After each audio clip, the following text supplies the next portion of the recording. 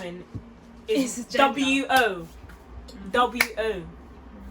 We have all the same. We all grow hairs in practically And the same places. Exactly. They make it feel like it's not normal. Have you started the video? No. Yeah. I'm here talking like...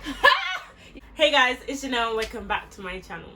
Today, as you can see, I look... Sorry guys, for the next 30 seconds I'm out of focus, so if it bothers you then please skip the next 30 seconds. Very rough. I'm just going to be taking down my braids today because I've had them in for quite some time. If you know me, then you know I've had these from like the beginning of lockdown.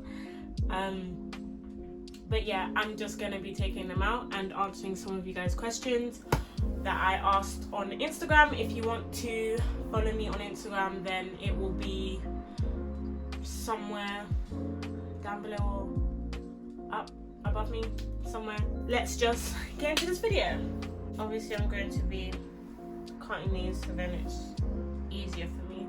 Number one is advice on the jump between GCSE and A levels. To be honest, personally I didn't handle it very well. I'm still not handling it very well, and I know some kids are just like me that just seem like they're never going to adjust to the jump. But what I can say, stick with it. Honestly, stick with it. Don't give up. It feels so hard and it feels like it definitely like you would want to give up. But if you're better off sticking at it and still failing than giving up and not like doing anything at all. Someone else said, my parents want me to go to uni but I don't want to go. That's fine. Who wants to be in £9,000 of debt for something that they're not even interested in? Like, I would say if you're really passionate about whatever topic it is, then definitely go to uni. But if you have something that doesn't really require you to get a degree in it, then I would say pursue that and not go to uni. And if you can show your parents that whatever it is that you don't need uni for, that you're doing well at it and you're successful, then they may be more lenient for you not going to uni if they see that you're like successful in what you're doing. But if they don't really see it as like, I don't know how to explain it, if they feel like you're not putting much effort into it, or it's just a thought that you had and you don't really know where you're going with it or whatever, then yeah, your parents may not have full faith in your dreams or your future career. But yeah, I would say if you don't want to go to uni, you don't need to go to uni, because there's so many people that are like successful that don't have a degree. So best advice / ways of meeting new people your age. I would say be yourself. Don't dumb yourself down for that other person, whether they be a boy or a girl. Don't make yourself any less just for them to feel, just because you want them to be interested in you. Know your self-worth. And meeting people our age is so difficult, because I don't want to use the phrase men are trash, but men are trash. Some of them don't really know how to speak to like girls. They feel like they're being cool and you feel like they're forcing it way too much. That's why I just be like, be yourself. And if you feel like the person is not really it's not really on your level, or they're looking for something more or something that you're not really into, if you know what I'm trying to say, then just don't bother. Because sometimes when you're searching for people, you find a lot of people that are not really your type, but then when you're not looking, people find you. So yeah, I'm gonna close my window because I feel like you guys can hear the background. Okay, yeah, at this age, don't feel pressured to search to meet new people, but if they come to you, they come to you. So someone said something similar, which is, how do you balance school and fun? I'm still working on balancing this myself. To be honest, I don't think there's even such thing as a balance, but you just have to do your best. I do try to tell myself that this is just a period of my life. where I'm just gonna have to bang it out. Like, I'm just gonna have to do whatever I have to do and work my hardest, and once I'm out of that, then I can do whatever I want. So it's like, I just think this is just temporary. I just have to do this for a temporary moment. And sometimes don't feel bad if you're not doing as much as you would like to, or your school's making you feel like you're not doing enough, because they just have criteria that they need to meet. They have boxes that they need to tick, and that necessarily that's not really personalized towards you. So I would say do your own thing. Mental health comes first. If you feel like your mental health is deteriorating because of school, I would say take a break. Especially in these times where people are not really going to school, I would say take a break and don't really care about what the school has to say, because at the end of the day, it's your grades, it's your life, and if you're not at your best, then you can't perform at your best. So should I stop my sports because of school? I did stop sports because of school, which I kind of regret now. I was really good at sports. I still am, but now I'm just like, I'm out of shape now because I haven't been in so long. If you guys didn't know, I do dance and I did gymnastics. Those are my two main sports. School just got on top of me and I wanted to get the best grades possible, and I felt like doing sport was like taking up too much of my time. So in order to not fall behind or get the grades that I wanted, I stopped doing my sports, which was during GCSEs. But I just didn't have very good time management, and I still don't, which is why I stopped doing it. Because if I did have better time management, then I probably could have stayed.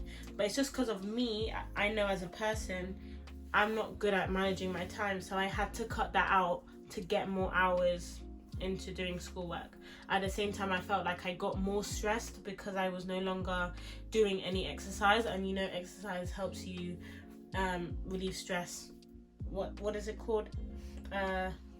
Increases, I don't know if it's dopamine or endorphins, something like that, but the happy hormone helps you to release the happy hormone. So when I wasn't doing that anymore, obviously things got a lot more stressful for me, and I don't think I realized that maybe it was because I stopped doing exercising. So I would say don't cut it out completely like I did, but still, if you would like to cut it down a bit, then yeah, sure, and I'm sure they'll understand. But yeah, for your own sanity, I feel like some people, they don't do well if they're not exercising. So I would say do your exercise and your sport and whatever you love to do, because that will help everything else feel a lot less tough. This is quite a touchy subject. I'm just gonna say, for anyone that has like trigger warnings, not trigger warnings, if anyone gets easily triggered, then yeah, I'm gonna be talking about something because someone asked about and consent. They said this is specifically for guys, because some guys don't understand. Even that can happen in any relationship, or not in a relationship. It doesn't, especially I feel like some people, because they're in relationships, they feel like it isn't.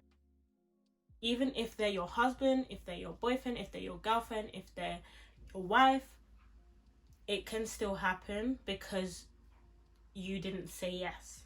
This is for the guys. If she says yes and then halfway through she's like stop, and she's like no, don't push her, don't pressure her into be like, oh no, it's good, it's calm, you're doing well, bro. Don't be like saying stuff like that to make her feel guilty for not giving you what you want.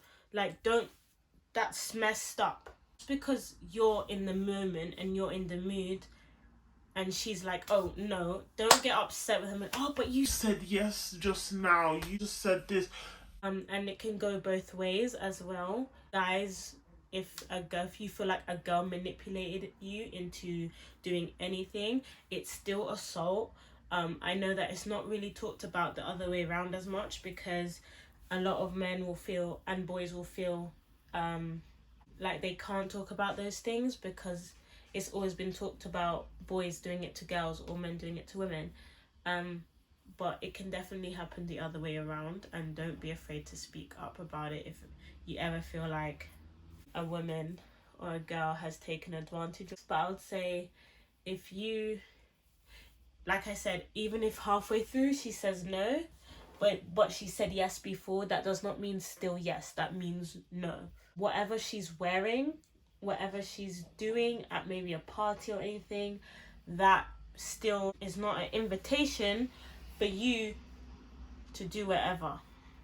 Or even if she's drunk, that is not an invitation, because obviously she's under influence. She probably doesn't, or he doesn't really, like, do you know what I mean, have full control. Don't take advantage of that. So yeah, I would say that's what I would say about that. No is a no, basically. She doesn't want tea, so don't give her tea. Okay. Someone asked, what kind of job do I want in the future? I don't know. I'm still thinking about that, and if you guys are still thinking about that, then that is totally fine. You don't have to know right at this second. But all I know is that I do want to be involved in I want to be known for doing a good thing, and that's all I want. I want to be well known for doing good in the world, and that's all I think I really need to know at this point. How have you been keeping yourself entertained during lockdown? I've been reading. Currently I'm reading, I don't have the book on me right now, but I'm reading Why I Am No Longer Talking to White People About Race. I am also reading Becoming Michelle Obama, and I do have other books that I need to read also. So yeah, that's what I've been doing. I've also been making videos, doing my schoolwork. I don't really watch a lot of movies. I have not really felt bored in kind of like the quarantine lifestyle. Not to make anyone that is not enjoying it at the moment feel bad or anything. It's just that I'm less stressed. I feel that's why I can never be bored in a way. I go out sometimes. I meet my aunties and whatever. I bake. I don't feel very bored because I like being at home. What do you think about the statues being removed from the with the Black Lives Matter movement? To be honest, I think it's an amazing thing. Like, I love it. I have nothing against that statue being taken down, because people have been asking for years for that statue to be taken down in Bristol. If you guys didn't know, a statue was taken down by the protesters in Bristol of and he was a slave trader. So they've been asking for him to be taken down, and the government didn't take it down, so they literally took it down themselves with a string, with a rope, I think, and they just pulled it down. The media obviously was not very happy about that, but majority, I think, would say that it was a great thing because he needed to come down, and it just shows the power that the people have. If you really want something to get done, then we have the power to do so when we unite and come together. So I don't think that statue should ever go up. If you're talking about the Churchill statue, I also think personally that he should be taken down. People will argue that he helped us through the war and whatever, he was a hero. Yes, he did a lot. Let's not gonna lie, he did a lot. But keep him in the history books. Keep him in maybe some room, I don't know, I don't want to say museum, but something like a museum if you really want to keep his statue, but don't keep it in the centre of London for everyone to look up to as a hero, because as we all know, we found out that he was not. So he was a really bad person. And people will say, well, yeah, loads of people had those ideas at that time, and they all had bad thoughts and whatever. I'm like, yeah, so take them all down then.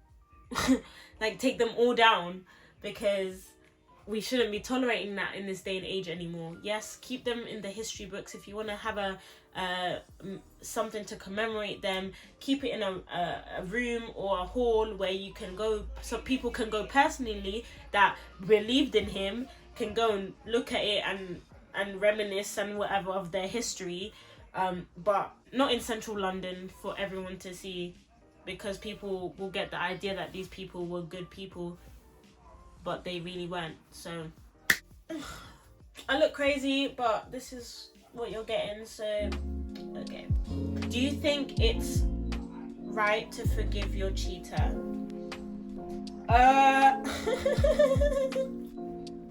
No, actually, yes. Yeah, you can. I would say yes, forgive your cheater if they're sorry. If they're sorry, forgive them, but I wouldn't say take them back. Forgive them, yes, but take them back, no, because I feel like you're just asking for that same treatment again. It's very controversial. Not controversial because cheating is not allowed at all. But I know that some girls, you have to uphold. It's the same thing I was saying. Self-worth. Like, you deserve better. Many fishes in the sea. You will find someone that won't cheat on you, and that is just that. Like, you have to. Don't let them feel like you're available, that you can just take their bullshit all the time. That's just that. Someone said, within a relationship, tell someone, whether that be your best friend, whether that be a mentor, a therapist, or even your parents, if you're close enough to them like that, definitely tell them, because like I said before, it gets very messy in terms of the law, in terms of the way the law handles things like that. They, especially if you're in a relationship or if you're in a marriage, it gets really messy, because then it's your word against theirs. But I would say run as fast as you can, even if that means leaving things behind that belong to you. Run, and you don't deserve that at all, because they don't respect you. So I would say run away, don't go back to them, and definitely report them. If you're able to get any evidence, that would be great. Yeah, don't be afraid to speak up about those things, because it's not okay. In this day and age, everything is being exposed. Racism is being exposed. Pedophilia is being exposed. Child predators. Everyone. We're not leaving out anybody in 2020. So make sure now is the time. Do whatever you need to do. Don't feel afraid. People are here for you. I also understand that it's not easy to come forward.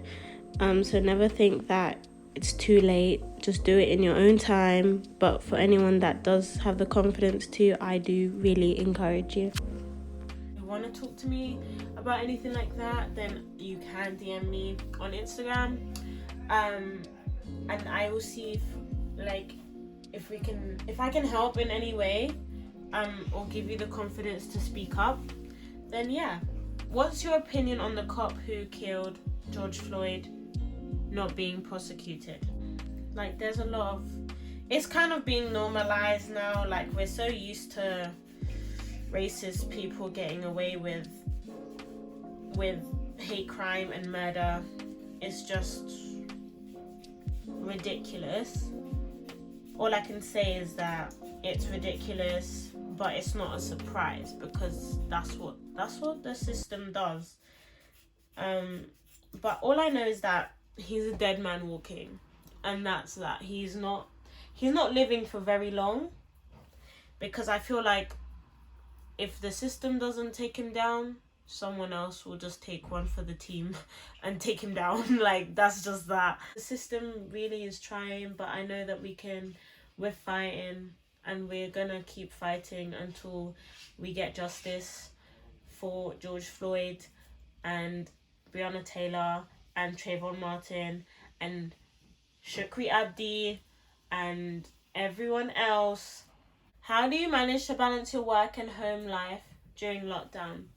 I have not found the balance. I'm doing work, but I'm not doing as much as my school would like me to. But I'm not stressing over it. If you're struggling, I would say, first of all, fix your sleep schedule, because I know you be going to sleep at 4 a.m. So fix your sleep schedule, and then start waking up early so you get more hours in your day. And then that will be great, because then you can start to feel a bit more productive. You'll start to feel a lot more productive. Put your phone away when you're doing things. Put your phone away, put your iPad away, put your laptop. Well, not your laptop. If you need your laptop, then come.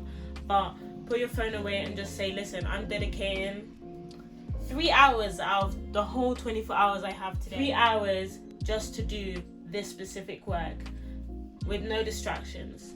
Because if you use 3 hours with no distractions, it's going to be so much quicker than longing it out and looking at your phone every minute and blah blah blah.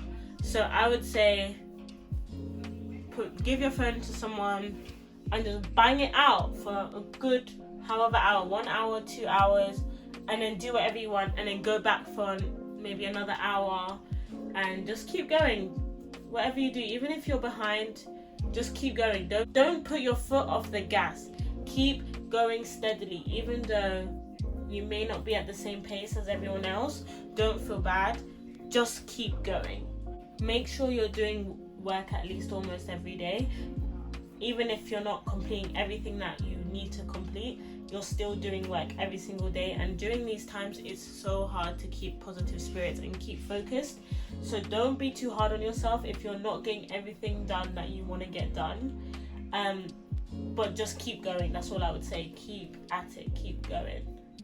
Someone said, how do you stop feeling guilty about being you and not meeting the expectations of what your parents wanted you to be? It's very hard, because our parents lived in a different generation where they have thoughts and feelings about things that they just that they wouldn't really understand, but we would.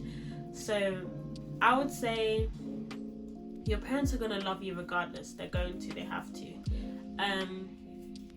But I would say you have to remember it's your life, it's your happiness, because at the end of the day, you can't live a life in someone else's shoes. There's only so far you can go before you crash and say, I don't want to do this anymore, or something really bad happens.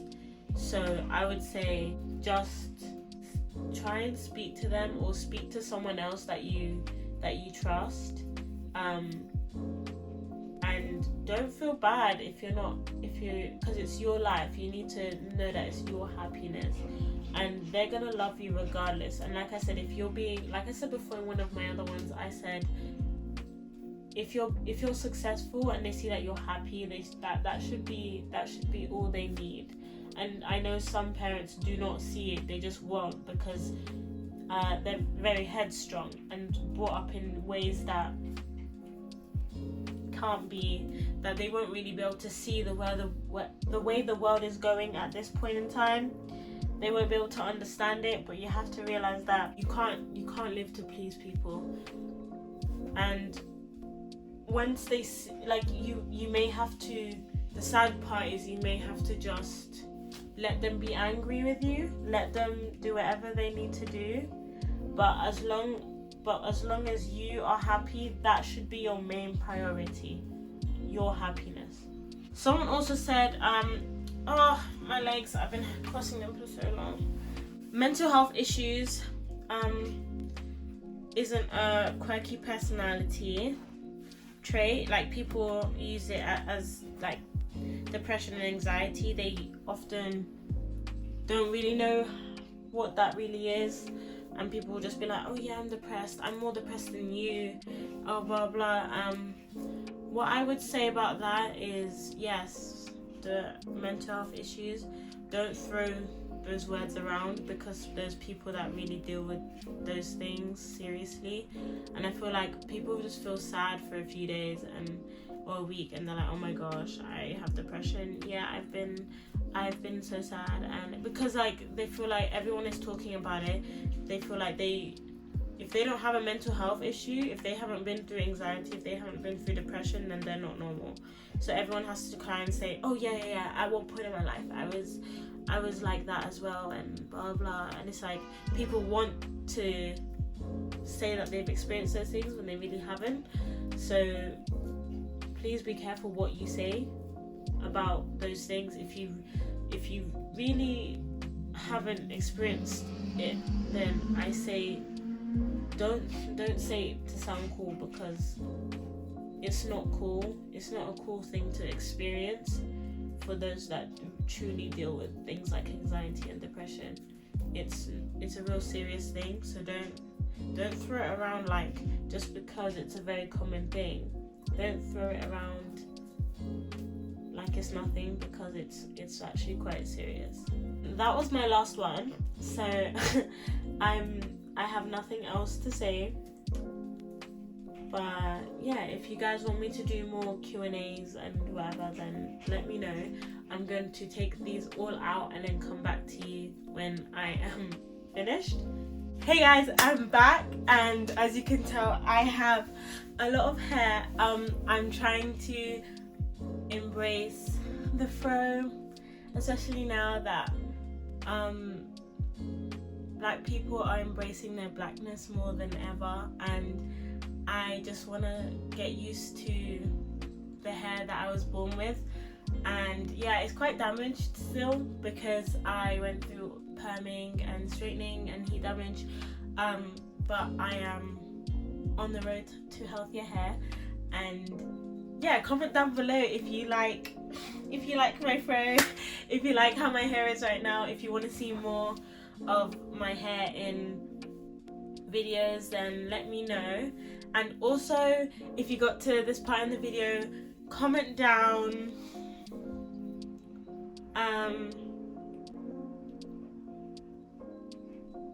what should you comment down?